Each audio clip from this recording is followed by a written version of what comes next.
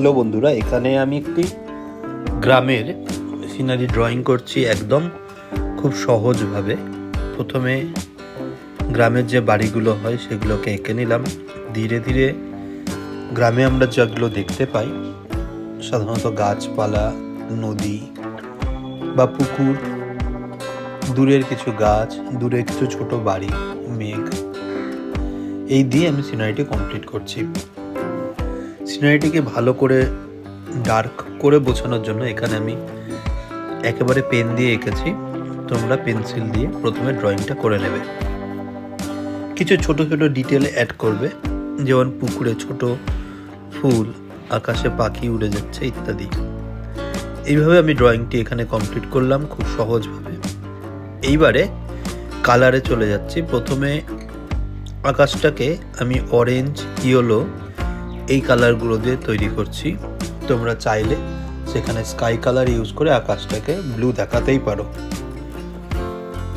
কালারগুলোকে blend করার জন্য আমি একটা কালারের সাথে আরেকটা কালার মিশিয়ে এখানে ব্লেন্ড করেছি। মেঘের জন্য আমি স্কাই কালার ইউজ করেছি এবং সেটাকে টেক্সচার দেওয়ার জন্য আঙুল দিয়ে একটু টেনে দিয়েছি।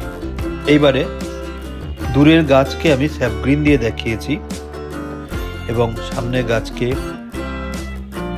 Deep blue, deep green, light green, yellow ইত্যাদি কালার দিয়ে দেখিয়েছি। বাড়ির চালগুলোকে তোমরা ব্রাউন, ইয়েলো অকার, অরেঞ্জ ইত্যাদি কালার দিয়ে দেখাতে পারো।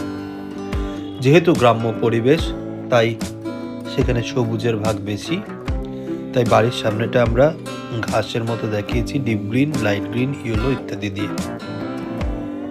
পুকুরগুলোর আমরা ডিপ ব্লু, লাইট ব্লু এবং হোয়াইট দিয়ে টেনে টেনে পুকুরটাকে দেখাচ্ছি এবং ফুলগুলোকে নিজের মতো করে কালার করে তার ডিটেল অ্যাড করলে দেখতে সুন্দর লাগবে।